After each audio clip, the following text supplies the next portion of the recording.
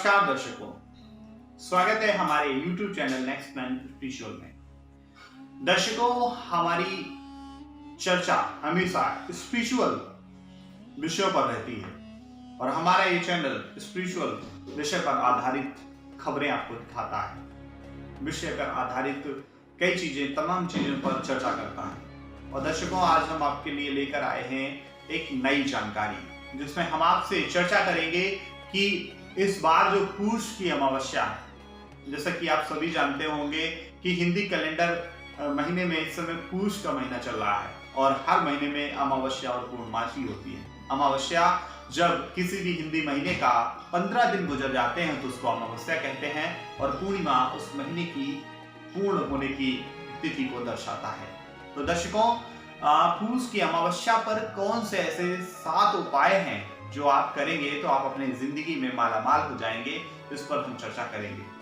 लेकिन उससे पहले हम आपसे निवेदन करना चाहेंगे कि अगर आप हमारे चैनल के लिए नए हैं तो कृपया करके आप हमारे इस चैनल को सब्सक्राइब कीजिए और बेल आइकन जरूर दबा दीजिए, जिससे कि आपको हमारी सभी नई वीडियोस का अपडेट मिलता है।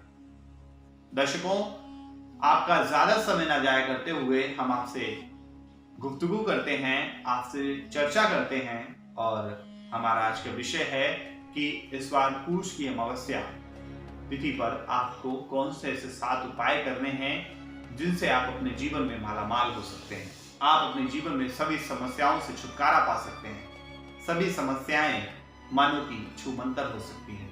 तो दर्शकों, कौन से वो 7 उपाय हैं, आइए इन पर चर्चा करते हैं। तो दर्शकों, 7 उपाय वो कौन से हैं उस पर हम चर्चा करेंगे। पौष अमावस्या जो है वो 13 जनवरी को इस बार मनाई जाएगी और हिंदू पंचांग के अनुसार पौष अमावस्या पौष माह की कृष्ण पक्ष की अंतिम तिथि है। कृष्ण पक्ष, हर महीने में 2 पक्ष होते हैं, कृष्ण पक्ष और एक शुक्ल पक्ष।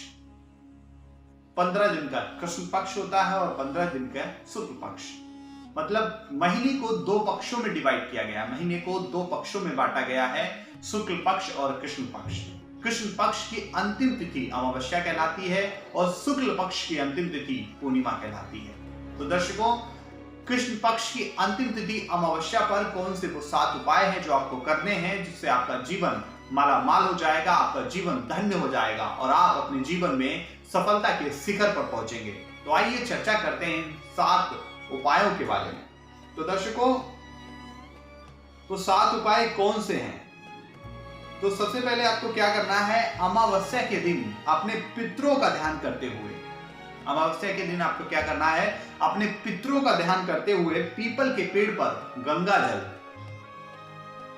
काले तिल, चीनी, चावल तथा पुष्प अर्पित करने हैं पीपल के पेड़ पर। और ओम पित्राभ्या नमः मंत्र का आपको जाप करना है। इससे आपके ऊपर आपके पितरों का आशीर्वाद बनेगा और आप अपने जीवन में जो चाहते हैं मनचाहा आपको परिणाम मिलेगा। आप अपने जीवन में सफलता हासिल करेंगे। तो दर्शकों, आपका ये पहला उपाय क्या करना है कि अमावस्या के दिन आपको पितरों को ध्यान करना है और पीपल के पेड़ पर गंगा जल के साथ साथ आपको पुष्प और काले तिल, चीनी, चावल अर्पित करने हैं और ओम पित्राभ्याय नमः मंत्र का आपको जाप करना है इस दौरान। और आप यकीन मानिए कि अगर आप ये उपाय करेंगे तो आपके जीवन में निश्चित ही बदलाव आएगा। तो दर्शकों, दूसरा उपाय क्या है, आप जो पितर होते हैं वो हमारे पूर्वज ही होते हैं। तो दर्शकों, कभी कभी ऐसा होता है कि हमारे पितर भूखे मर जाते हैं या उनका कुछ कोई ऐसी बीमारी से वो ग्रसित होते हैं जिसके कारण उनको कई दिन तक खाना नहीं मिल पाता है, तो वो उनकी आत्मा भूखी भटकती रहती है। तो आप अमावस्या के दिन जो भी भूखे भिखारी या जिनको भोजन प्राप्त नहीं होता है, आप उनको भोजन कराएंगे तो निश्चित तौर पर आपको आपके पितरों का आशीर्वाद मिलेगा। और ऐसा माना जाता है धार्मिक मान्यताओं के अनुसार कि वो जो भोजन आप गरीब और दुखियारों को खिलाते हैं, वो भोजन पितरों के पेट में जाता है और आपको पितरों का आशीर्वाद मिलता है। तो दर्शकों, आपको अमावस्या के दिन किसी ऐसे जरूरतमंद आदमी को खाना खिलाना है, भिखारियों को खाना खिलाना है, जिससे कि आपके ऊपर आपके पितरों की कृपा बरस सके। दर्शकों, तीसरा उपाय क्या है? इस दिन आपको सुबह स्नान आदि करके आटे की गोलियां बनानी है और किसी तालाब या नदी के किनारे डाल देनी है। मछलियों को ये आपको आटे की गोलियां खिलानी है। इससे आप यकीन मानिए कि आपकी सभी परेशानियों का अंत हो जाएगा। दर्शकों, तीसरा उपाय है कि आप सुबह स्नान आदि करके आप आटे की गोलियां बना लीजिए और किसी तालाब या किसी नदी के आसपास चले जाइए और जहां पर मछलियां हो, उन मछलियों को वो आटे की गोली खिलाइए। दर्शकों, आप यकीन मानिए कि आपके ऊपर आपकी सभी परेशानियों की समाप्ति हो जाएगी और आपके ऊपर भगवान की दृष्टि होगी और आप अपने जीवन में सफलता को हासिल कर पाएंगे। तो दर्शकों, ये भी एक ऐसा रामबाण उपाय है।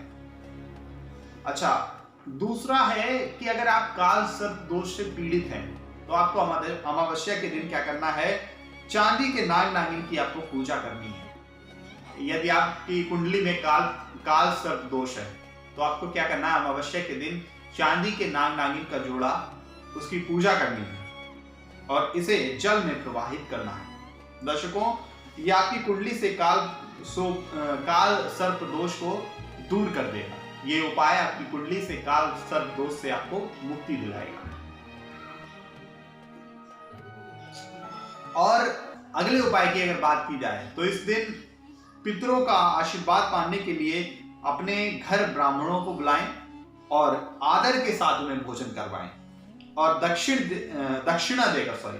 दक्षिणा देकर उन्हें विदा करें। ऐसा करने से आपके पितृ आप पर प्रसन्न हो जाएंगे। क्या करना है आपको कि अमावस्या के दिन आपको ब्राह्मणों को बुलाना है और उनको भोजन कराना है, उनको प्यार से, उनको सम्मान से दक्षिणा देनी है, जिससे कि आपके आप पर पितृ प्रसन्न होंगे और आप पर उनका आशीर्वाद आपको प्राप्त होगा। दर्शकों, पितरों की आत्मा की शांति के लिए पौष अमावस्या के दिन गाय, कुत्ते और कौवे को भोजन अवश्य कराना चाहिए। अमावस्या पर काले कुत्ते को तेल से चुपड़ी रोटी जरूर खिलाएं। काले कुत्ते को अगर तेल से चुपड़ी आप रोटी खिलाते हैं तो आपको आपके शत्रु के भय से आप दूर हो जाएंगे और शत्रुओं पर आपको विजय मिलेगी। तो दर्शकों, अमावस्या के दिन जो अंतिम उपाय है, जो 7वां उपाय है, उस पर भी चर्चा कर लेते हैं। दर्शकों, अमावस्या के दिन शाम के घर के समय घर के ईशान कोण में पूजा वाले स्थान पर आपको क्या करना है? गाय के घी का दीपक जलाना है ईशान कोण में। ऐसा करने से आपकी सभी सुखों की आपको प्राप्ति होगी और आप अपने जीवन में सभी भोग विलासाओं के अधिकारी बनेंगे। तो दर्शकों, ये अमावस्या के दिन आपको 7 उपाय करने हैं।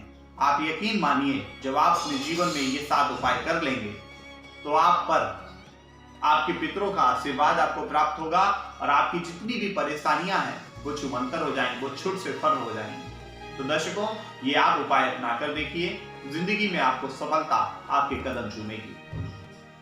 कैसी लगी आपको हमारी जानकारी? आप हमें कमेंट बॉक्स में लिखकर जरूर बताएं और अगर आप हमारे चैनल के लिए नए हैं तो कृपया करके आप सब्सक्राइब कर लीजिए और बेल आइकन जरूर दबा दीजिए और हमारी इस वीडियो को ज्यादा से ज्यादा लोगों तक शेयर कीजिए और हो सके तो हमारे चैनल को जरूर सब्सक्राइब कीजिए। नेक्स्ट लाइन स्पिरिचुअल से मैं आपसे विदा लेता हूं। मुलाकात होगी अगले कार्यक्रम में, तब तक के लिए नमस्कार।